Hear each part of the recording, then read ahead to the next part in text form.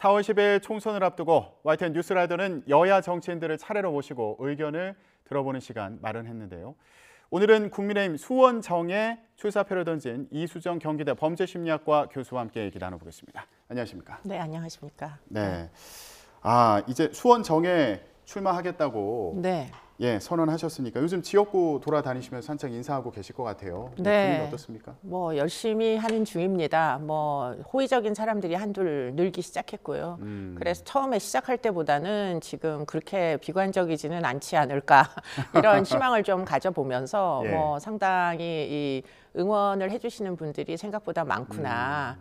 변화를 원하시는 분들이 생각보다 많구나 이런 생각을 하고 있습니다. 네. 빙하에 헤딩하는 기분이었다. 이런 말씀도 하셨더라고요. 네. 그때 이제 초기에는 이제 언론에 보도가 나오기 시작하면서 사실 굉장히 많은 일종의 저항 비슷한 걸 제가 사실 좀 느꼈었어요. 그런 연휴에는 연구실로 배달, 본인이 직접 넣은 것 같은데 그런 협박 쪽지도 일조했고 여러 사람들이 제 수원 출마에 대하여 굉장히 좀 적절하지 아니하다 또는 좀 이렇게 오히려 좀 이렇게 공격하는 듯한 이런 모습을 제가 보다 보니까 이게 지금 잘한 선택일까? 나는 25년 동안 내가 수원에서 아침, 점심, 저녁을 먹었다고 수원을 잘 아니까 난 수원에서 출마한다고 얘기했는데 지역의 분위기는 영 내 생각과는 딴판이구나 이런 생각을 초기에는 많이 했는데요.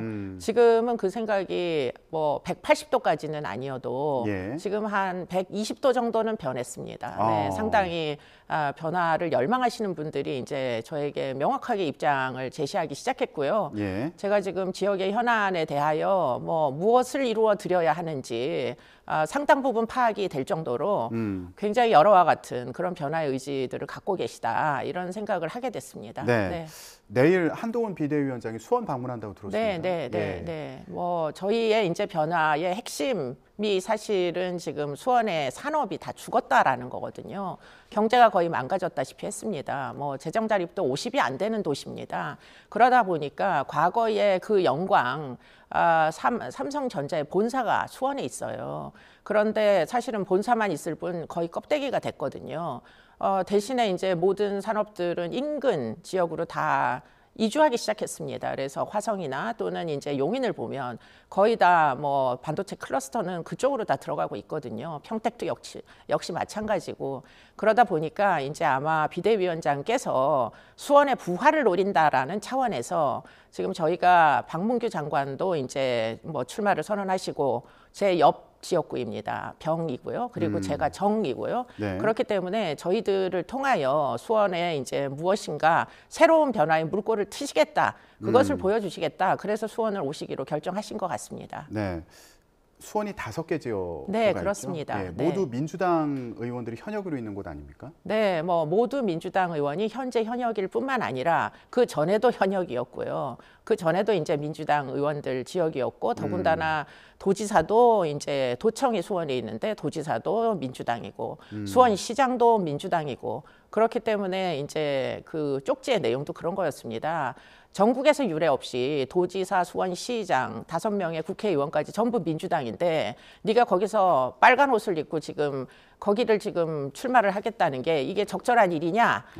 무소속으로 출마를 해라. 출마를 하고 싶으면 이렇게 이제 협박을 하면서 사지로 들어가는 일이다. 이렇게 이야기를 하는 쪽지의 내용이 있었어요. 그만큼 수원은 명확하게 한 색깔의 정치 세력으로 지금 다 독점되어 있습니다.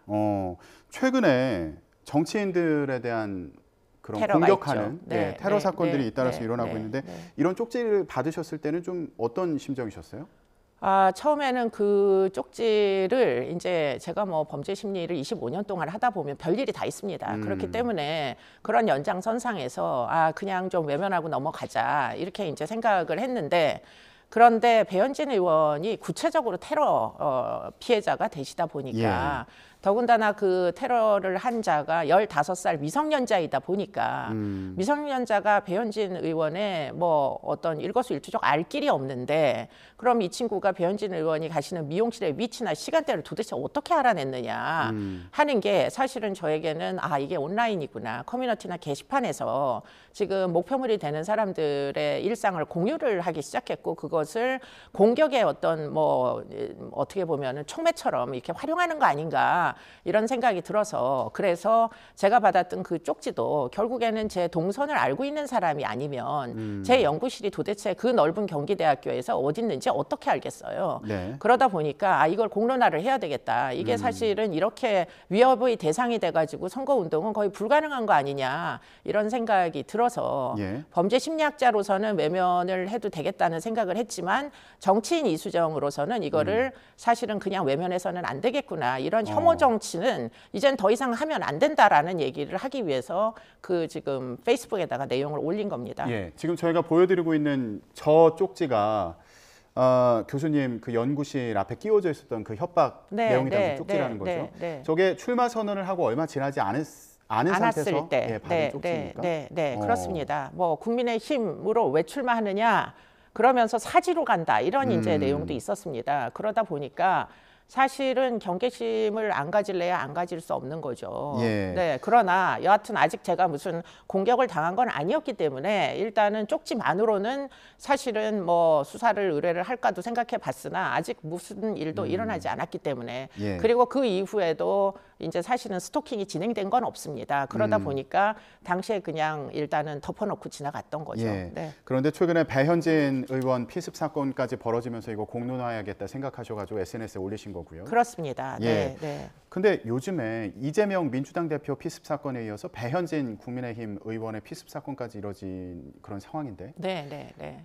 인터넷에서 정치인들의 이런 피습 사건에 테러 사건에 호응하거나 뭐 환호하거나 뭐 이런 반응을 보이는 경우도 있는 것 같더라고요. 이런 상황은 좀 어떻게 그렇습니다. 보세요? 지금 그런 것들이 지금 일부 커뮤니티나 게시판을 통해 가지고 지금 서로 막 상승작용을 해가지고 마치 영웅심리처럼 서로 공유가 되기도 하고 지금 이 15살짜리 저 이제 청소년은 네. 배현진 의원에게는 정치 테러를 했지만 그 전에 경복궁에 낙서 테러를 한 사람 재판정까지 이 사람이 찾아간 사람이에요.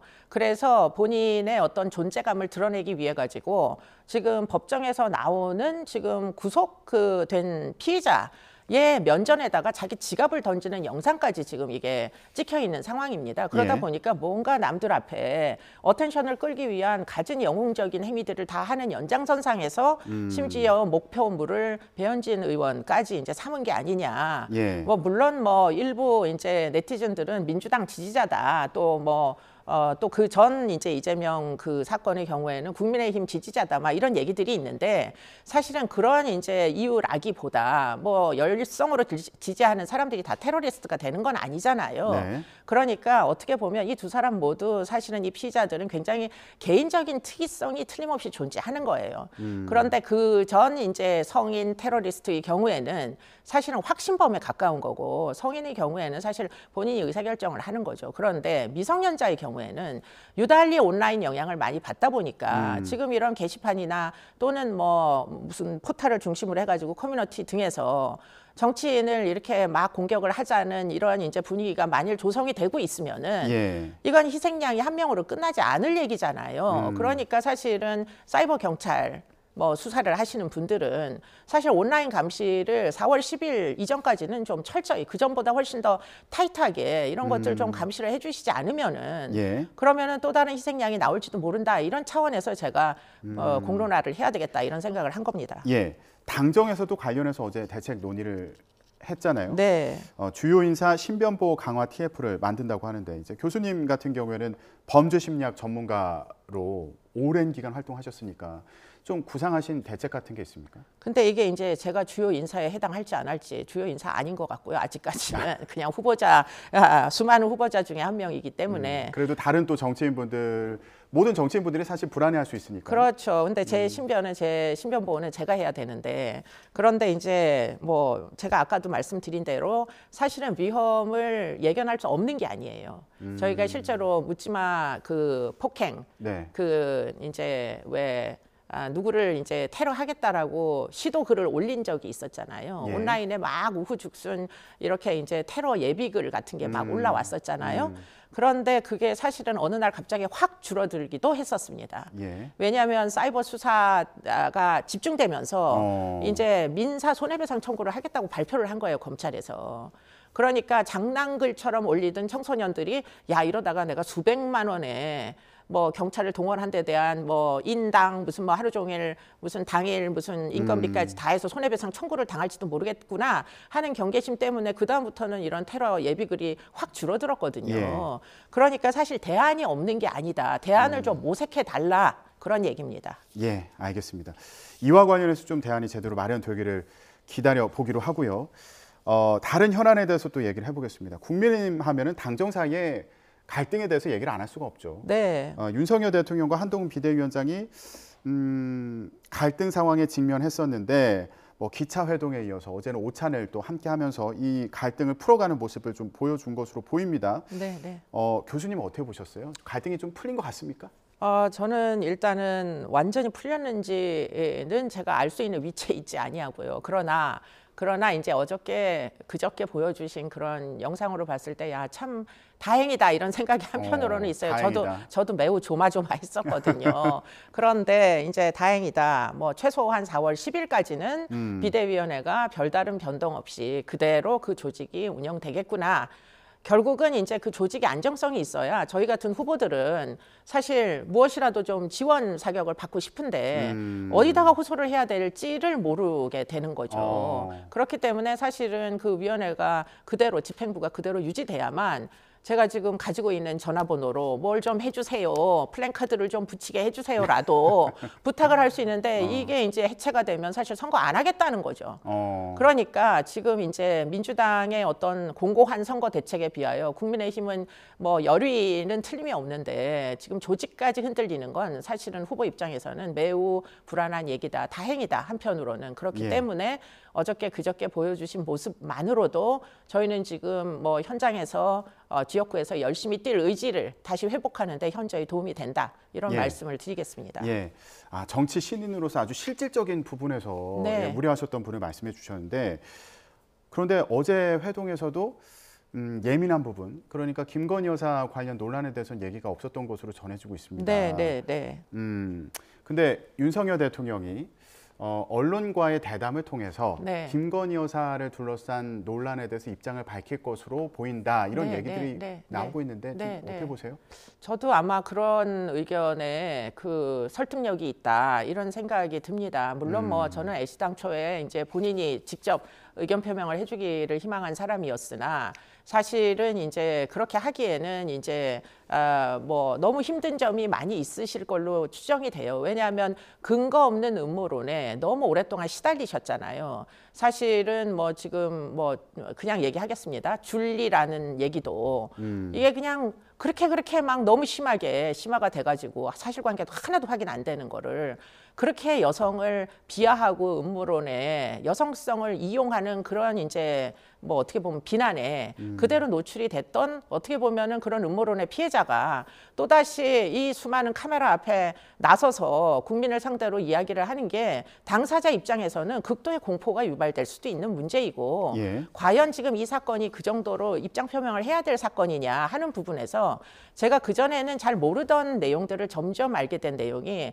이 선물을 준 사람의 문제입니다. 이 선물을 준 사람이 북한을 몇십 번이나 갔다 온 사실은 아주 정치적 색채가 이게 지금 굉장히 좀 대한민국의 국민이라고 볼 수 있는지 의문이 드는 자가 결국은 판원 함정에 일종의 덫에 걸린 그런 모양새인데 그러면 그럴 경우에 덫에 걸린 뭐 사람에게 또는 뭐 하여튼 동물에게 사과를 요구하는 게 적당하냐 하는 부분에서 좀 제가 생각을 달리해야 되는 거 아닌가. 그분의 입장에 대해서 좀 잘 알지를 못했던 게 아닌가 이런 생각이 좀 들었습니다. 왜냐하면 저는 그 선물을 준 사람이 도대체 어떤 사람인지 알지 못했었기 때문에.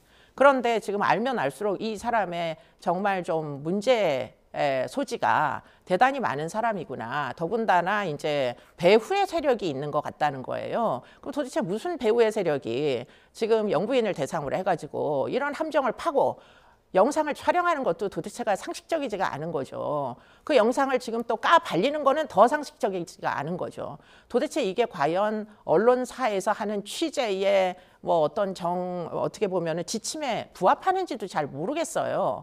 그래서 제가 좀 생각을 달리 해야 되겠다. 내가 알고 있지 못하는 것이 배후에 굉장히 많은 것 같다. 이런 생각을 하게 돼서 예. 지금 일단은 대통령의 해명을 들어봐야 되겠다 하는 생각으로 상당 부분 입장이 좀 바뀐 상황입니다. 일단 얘기를 들어보고 네. 나서 그다음에 대응을 해도 하나 늦지 아니하다. 그런 생각이 듭니다.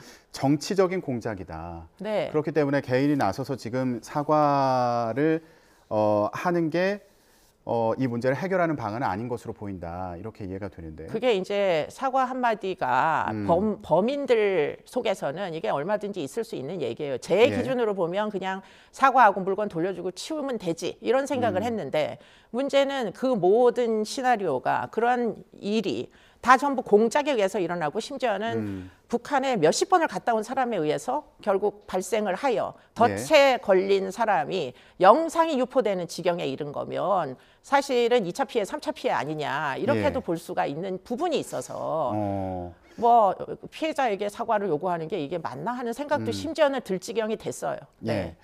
그래서 이제 앞으로 대통령이 관련해서 입장을 표명하면 그걸 먼저 들어보는 게 네, 그걸 먼저 들어보고 필요하다. 싶습니다. 개인적으로. 네. 한동훈 비대위원장 같은 경우에도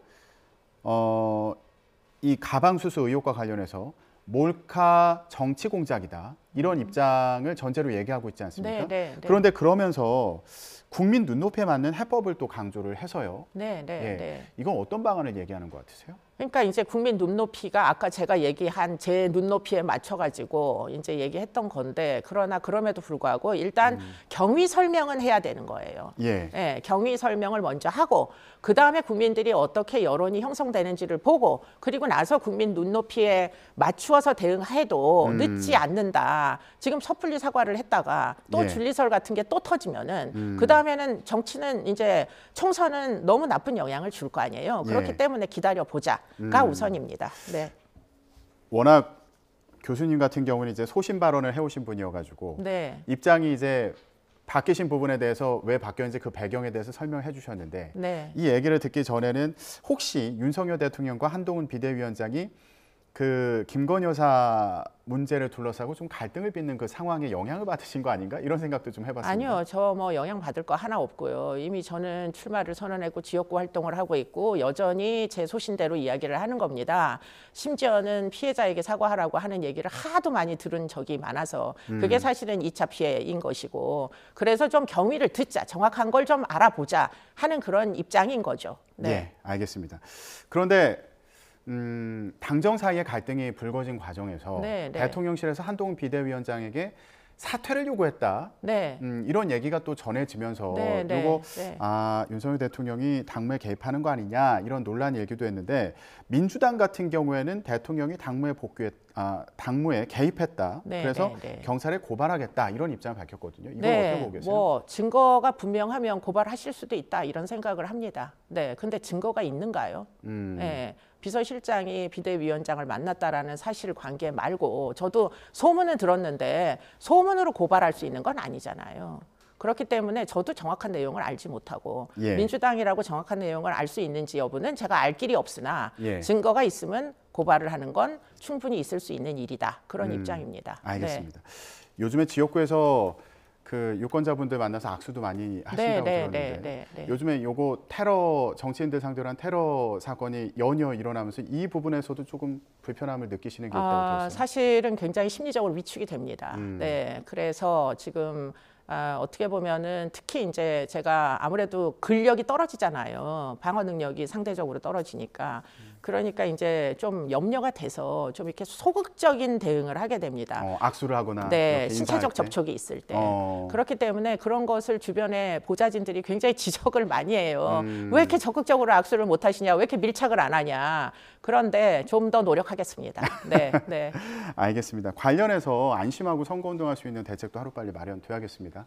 예, 오늘 얘기 여기까지 듣도록 하겠습니다. 지금까지 경기 수원 정예 출사표를 던진 이수정 경기대 범죄심리학과 교수와 함께 얘기 나눠봤습니다. 말씀 고맙습니다. 네, 고맙습니다.